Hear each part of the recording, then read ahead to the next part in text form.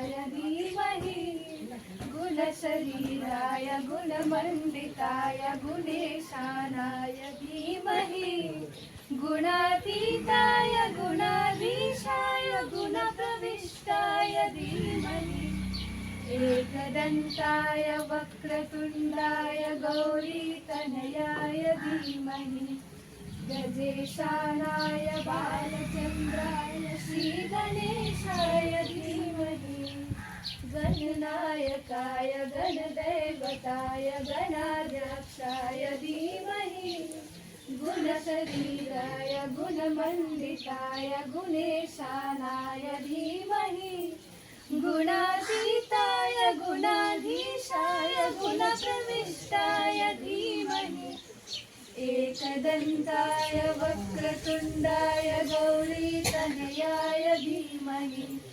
गजेशानाय बालचन्द्राय श्रीगणेशाय धीमहि.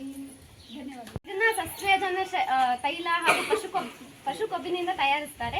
ಇದು ಮುಂದೆ ಪೆಟ್ರೋಲ್ ಮತ್ತು ಡೀಸೆಲ್ ಯಾವಾಗ ಕಮ್ಮಿ ಬೀಳುತ್ತಲ್ಲ ಅವಾಗ ತುಂಬಾ ಉಪಯುಕ್ತ ಆಗುತ್ತೆ. ಇದರಿಂದ ಹೆಚ್ಚಿನ ಆದಾಯ, ಆರ್ಥಿಕ ಆದಾಯನೂ ನಾವು ಪಡಿಬಹುದು. ಇದ್ರ ಬಗ್ಗೆ ಜಾಗೃತಿ ಮೂಡಿಸಬೇಕು ಅಂತ ಈ ಪ್ರೋಗ್ರಾಮ್ನ ನಾವು ಇಲ್ಲಿ ಹಮ್ಮಿಕೊಂಡಿರೋದು. ಇದರದ್ದು ಮುಖ್ಯ ಆಯೋಜನೆ ಬಂದು ನಮ್ಮ ಮುತ್ತುರಾಜು ಸರ್. ಅವರು ಇಲ್ಲಿ ಉಪಸ್ಥಿತರಿಲ್ಲ, ಹಾಗಾಗಿ ಅವರಿಗೆ ಧನ್ಯವಾದಗಳನ್ನು ಹೇಳ್ಕೊಳ್ತೀನಿ. ಅವರಿಂದಾಗಿ ಇದನ್ನ ಇಲ್ಲಿ ಆಯೋಜನೆ ಮಾಡಿದ್ದಾರೆ. ಆದ್ದರಿಂದ ಅವರಿಗೆ ಹೃತ್ಪೂರ್ವಕ ಧನ್ಯವಾದಗಳು.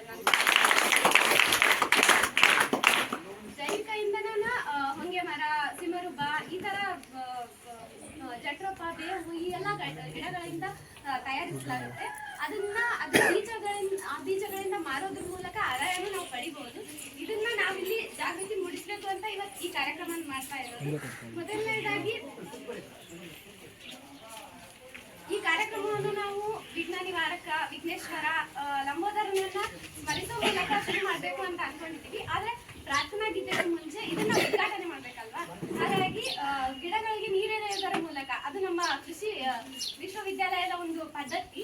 ಹಾಗಾಗಿ ಗಿಡಕ್ಕೆ ನೀರೆರೆಯುವುದು ಒಂಥರ ಪರಿಸರ ಸಂರಕ್ಷಣೆಗೆ ಜಾಗೃತಿ ಮೂಡಿಸಿದಂತೆ. ಹಾಗಾಗಿ ಅದನ್ನ ಇದ್ರ ಮೂಲಕ ಉದ್ಘಾಟನೆ ಮಾಡ್ಬೇಕಂತ ಇಲ್ಲಿ ಉಪಸ್ಥಿತರಿರುವ ಸರ್ವರಿಗೂ ನಾನು ಕೇಳ್ಕೊಳ್ತಾ ಇದ್ದೀನಿ.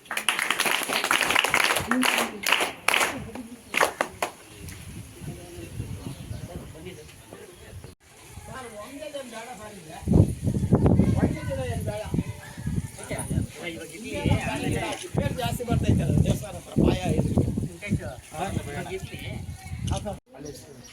ಎಲ್ರಿಗೂ ಸೇರಿ ಭೂತಾಯಿ. ಯಾಕಂದ್ರೆ ನಮ್ಗೆ ಆಹಾರ ಬೆಳೀತಾ ಇರೋದು ಎಲ್ಲಿಂದ? ಭೂಮಿ ತಾಯಿ ಅಲ್ವಾ? ಆ ಭೂಮಿ ತಾಯಿ ಏನಾಗ್ತಾ ಇದೆ ಇವತ್ತು, ಅದು ಫಲವತ್ತತೆನ ಕಳ್ಕೊಳ್ತಾ ಇದೆಯಾ, ಜಾಸ್ತಿ ಮಾಡ್ತಾ ಇದೆಯಾ? ಅದ್ರ ಫಲವತ್ತತೆನ ಕಳ್ಕೊಳ್ತಾ ಇದೆ. ಫಲವತ್ತತೆ ಅಂದ್ರೇನು? ನಾವ್ ಏನೇ ಬೆಳೆ ಹಾಕಿದ್ವಿ, ಬೆಳೆಗಳೆಲ್ಲ ಚೆನ್ನಾಗಿ ಬರ್ತಾ ಇದೆಯಾ, ಸರಿಯಾಗಿ ಬರ್ತಾ ಇಲ್ವ? ಈಗ ಸರಿಯಾಗಿ ಬರ್ತಾ ಇಲ್ಲ. ಯಾಕಪ್ಪ ಅಂದ್ರೆ ನಾವು ರಾಸಾಯನಿಕ ಗೊಬ್ಬರಗಳು ಯಥೇಚ್ಛವಾಗಿ ಬೆಳೆಸ್ತಾ ಇದೀವಿ. ಯಾವ್ದು ರಾಸಾಯನಿಕ ಗೊಬ್ಬರಗಳು ಅಂದ್ರೆ ಯಾವ್ದು? ಯೂರಿಯಾ ಕೇಳಿದ್ದೀರಾ? ಯೂರಿಯಾ ಕೇಳಿದ್ದೀರಾ? DAP ಅಂತ ಕೇಳಿದ್ದೀರಾ? NPK ಅಂತ ಕೇಳಿದ್ದೀರಾ? ಇದಕ್ಕೆ ರಾಸಾಯನಿಕ ಗೊಬ್ಬರಗಳು ಅಂತ ಕರಿತೀವಿ. ಆಯ್ತಾ?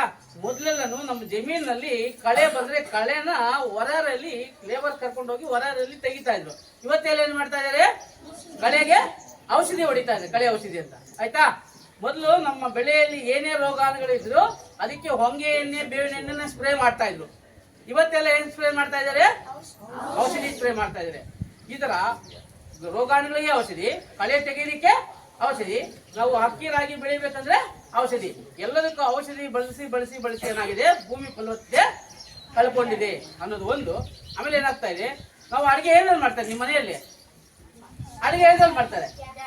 ಗ್ಯಾಸಾ? ಹೌದಾ? ಆಮೇಲೆ ನಮ್ಮ ಜಮೀನೆಲ್ಲ ಏನಲ್ಲಿ ಉಳುಮೆ ಮಾಡ್ತೀವಿ? ಟ್ರ್ಯಾಕ್ಟರ್ ಎತ್ತುಗಳಲ್ಲಿ ಉಳುಮೆ ಮಾಡ್ತೀವಿ, ಟ್ರ್ಯಾಕ್ಟರ್ ಉಳುಮೆ ಮಾಡ್ತೀವಿ. ನಾವು ನಮ್ಮ ಊರಿಂದ ನಮ್ಮ ಟೌನ್ಗೆ ಹೋಗ್ಬೇಕಂದ್ರೆ ಏನ್ರಲ್ಲಿ ಹೋಗ್ತೀವಿ? ನಾವು ಗಾಡಿಗಳಲ್ಲಿ ಹೋಗ್ತೀವಿ. ಗಾಡಿಗೆ ಏನ್ ಬೇಕು? ಟ್ರ್ಯಾಕ್ಟರ್ಗೆ ಏನ್ ಬೇಕು? ಮನೆಯಲ್ಲಿ ಅಡಿಗೆ ಮಾಡೋದಕ್ಕೆ ಏನ್ ಬೇಕು? Petrol, diesel, gas. ಇದು ದಿನನಿತ್ಯ ನಮಗ್ ಬೇಕೇ ಬೇಕು. ಇದಕ್ಕೆ ಏನಂತೀವಿ? ಇಂಧನಗಳು. ಇದಕ್ಕೆಲ್ಲ ಅಂತ ಕರಿತೀವಿ. ಇವತ್ತು ನಾವು ತಿಳ್ಕೊಳ್ತಾ ಇರೋ ವಿಚಾರ ಏನಪ್ಪ ಅಂದ್ರೆ ಜೈವಿಕ ಇಂಧನಗಳು.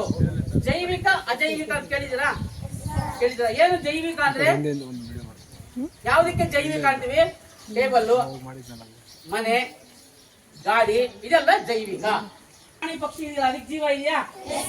ಈ ಮರ ಗಿಡ ಇದೆಯಲ್ಲ ಈ ಮರಕ್ಕೆ ಜೀವ ಇದೆಯಾ? ಈ ಮರದಿಂದ ಬೀಜ ಬಂದಿದೆಯಲ್ಲ ಈ ಬೀಜಕ್ಕೆ ಜೀವ ಇದೆಯಾ? ಬೀಜಕ್ಕೆ ಜೀವ ಇಲ್ಲ. ಗುಡ್. ಬೀಜಕ್ಕೆ ಜೀವ